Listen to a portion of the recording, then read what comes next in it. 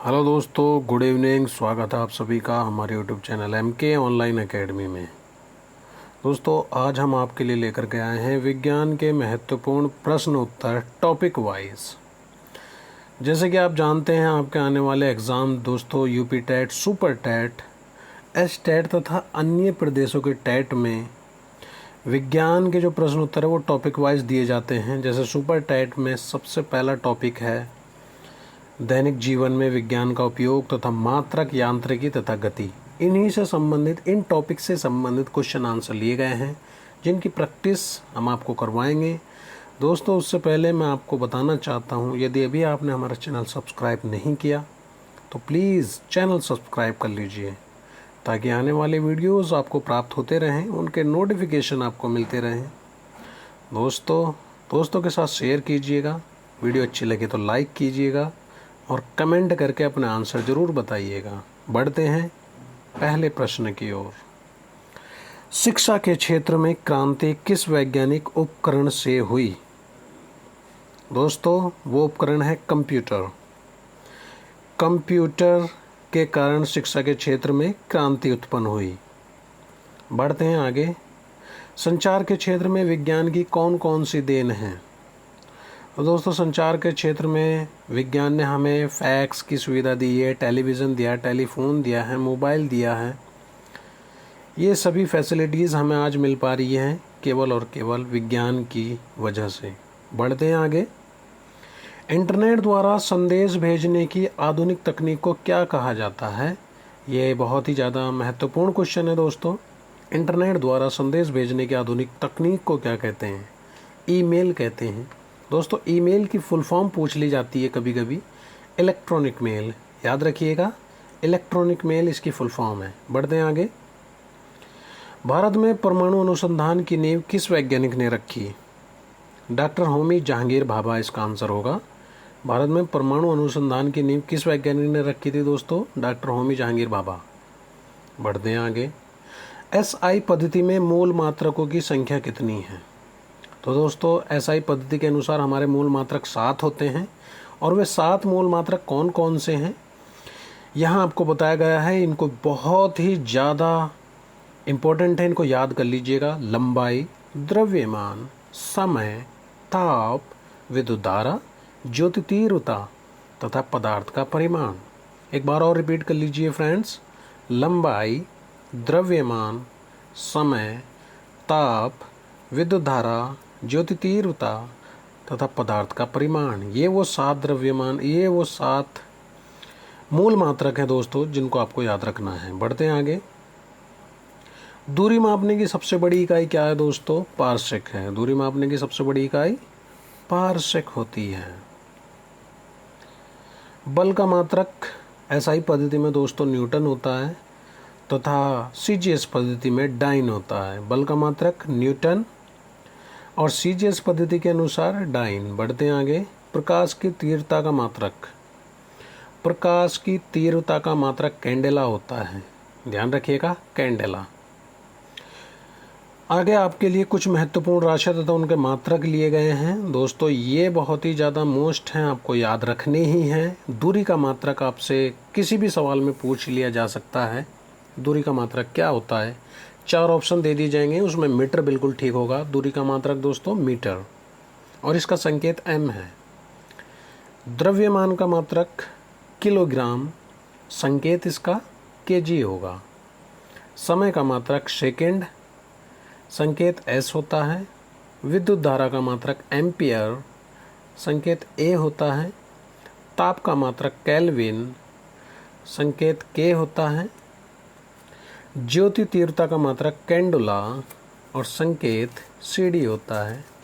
कोण का मात्रक रेडियन और संकेत RAD होता है।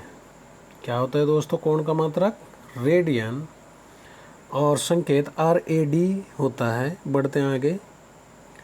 ठोस कोण स्टेरेडियन, ठोस कोण स्टेरेडियन, और इसका जो संकेत होता है दोस्तों SR होता है, SR। बल का मात्रक न्यूटन होता है और संकेत N होता है। चाल का मात्रक मीटर पर सेकेंड, क्या होता है दोस्तों? मीटर पर सेकेंड, इट मीन्स ms।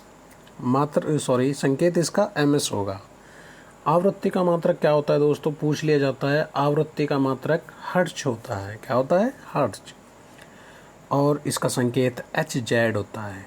दाब का मात्रक दोस्तों पास्कल होता है। दाब का मात्रक पास्कल होता है। और इसका संकेत होता है दोस्तों PA। दाब का मात्रक पास्कल, संकेत PA। शक्ति, इसका मात्रक दोस्तों वॉट होता है और इसको W से निरूपित करते हैं। पृष्ठ तनाव, दोस्तों पृष्ठ तनाव का मात्रक आपको बताना है न्यूटन प्रति मीटर। पृष्ठ तनाव का मात्रक न्यूटन प्रति मीटर। सयानता का मात्रक न्यूटन सेकंड प्रति वर्ग मीटर। सयानता का मात्रक न्यूटन सेकंड प्रति वर्ग मीटर।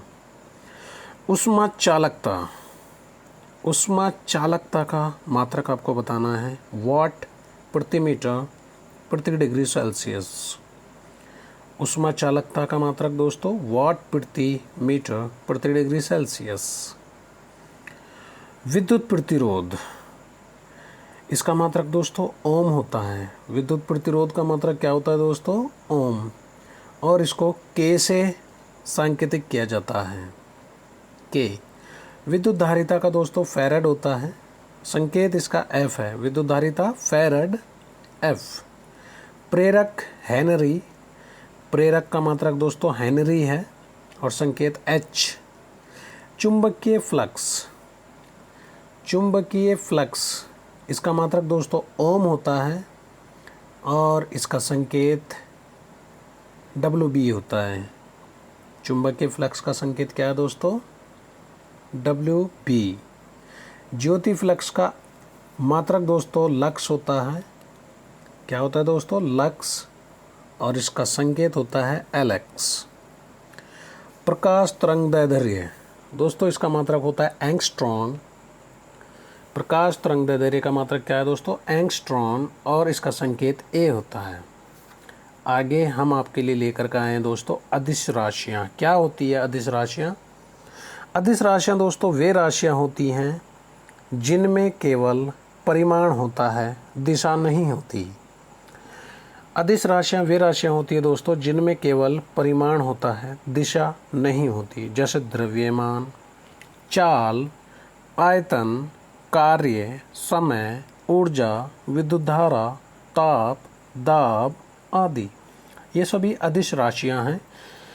सवाल इस प्रकार से पूछा जाता है दोस्तों कि विद्युत धारा कौन सी राशि है? अदिश राशि है, सदिश राशि है, या दोनों हैं, या दोनों में से कोई नहीं है? तो आप इस सवाल का जवाब तभी दे पाओगे जब आपको पता होगा कि अदिश राशियाँ कौन कौन सी राशियाँ होती हैं। द्रव्यमान, चाल, आयतन, कार्य, समय, ऊर्जा, विद्युत धारा, ताप, दाब आदि। बढ़ते हैं आगे। सदिश राशियाँ, सदिश राशियाँ दोस्तों वे राशियाँ होती हैं जिनमें परिमाण के साथ साथ दिशा भी हो। सदिश राशियाँ वे राशियाँ होती हैं जिनमें परिमाण के साथ साथ दिशा भी होती है। जैसे वेग, विस्थापन, बल, त्वरण आदि। वेग, विस्थापन, बल, त्वरण आदि। अगला प्रश्न है दोस्तों, भौतिक विज्ञान का पिता किसे कहा जाता है? न्यूटन को कहा जाता है। प्रिंसिपिया नामक पुस्तक के लेखक कौन थे दोस्तों? न्यूटन थे। प्रिंसिपिया नामक पुस्तक के लेखक कौन थे? न्यूटन थे। और इन्होंने ये पुस्तक कब लिखी थी? ये भी पूछा जा सकता है कि इन्होंने प्रिंसिपिया नामक पुस्तक कब लिखी थी? तो 1687 में इन्होंने अपनी पुस्तक लिखी थी। गति के नियम सर्वप्रथम किसने दिए थे दोस्तों? न्यूटन ने दिए थे। किस नियम के अनुसार रेलगाड़ी के अचानक चल पड़ने में से उसमें बैठे यात्री पीछे की ओर झुक जाते हैं? आपसे पूछा जा रहा है कि किस नियम के अनुसार, गति के किस नियम के अनुसार रेलगाड़ी में बैठे यात्री उसके चल पड़ने से पीछे की ओर झुक जाते हैं? तो जड़त्व के नियम के अनुसार दोस्तों, जिसको गति का प्रथम नियम भी कहते हैं तथा गैलीलियो का नियम भी कहते हैं, जड़त्व का नियम भी कहते हैं। तो आंसर हो जाएगा जड़त्व के नियम के अनुसार। अगला प्रश्न, रॉकेट को उड़ाने में गति का कौन सा नियम कार्य करता है? तो दोस्तों रॉकेट को उड़ाने में गति का तृतीय नियम कार्य करता है। कौन सा नियम? तृतीय नियम। मैं आपके लिए यहाँ पर बताना चाहता हूँ कि रॉकेट को उड़ाने में गति का तृतीय नियम कार्य करता है। इसके साथ साथ गति का तृतीय नियम नाव से जब यात्री कूदता है तो नाव पीछे की ओर धकेल जाती है, उसमें भी गति का तृतीय नियम ही कार्य करता है। आपसे पूछा जा सकता है कि नाव से उतरते समय नाव का पीछे की ओर फिसल जाना कौन से नियम को चलाता है? तो दोस्तों गति का तृतीय नियम। समानांतर चतुर्भुज का गुरुत्व केंद्र कहाँ पर होता है?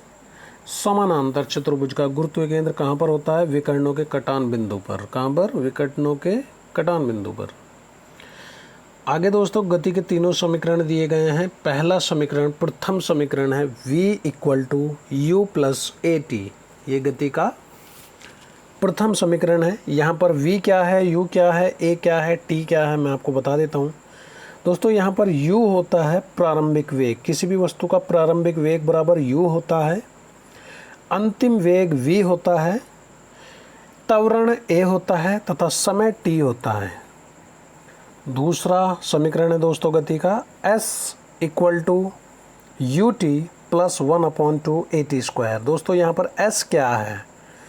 s है दोस्तों t समय में कोई वस्तु जितनी दूरी तय करती है उसको s कहा जाता है। u प्रारंभिक वेग होता है, t समय होता है। अगला है तृतीय समीकरण दोस्तों। गति का तृतीय समीकरण है v² = u² + 2as, जहाँ पर u आरंभिक वेग, v अंतिम वेग और a त्वरण तथा s t समय में तय की गई दूरी होती है। दोस्तों ये थे आज के विज्ञान के महत्वपूर्ण प्रश्न जो कि हम आपके लिए लेकर के आए थे। दोस्तों वीडियो देखने के लिए आपका बहुत बहुत धन्यवाद। यदि आपको हमारी वीडियो अच्छी लगी तो दोस्तों लाइक कीजिएगा, दोस्तों के साथ शेयर कर दीजिएगा और कमेंट करके ज़रूर बताइए आपको वीडियोस कैसी लगी।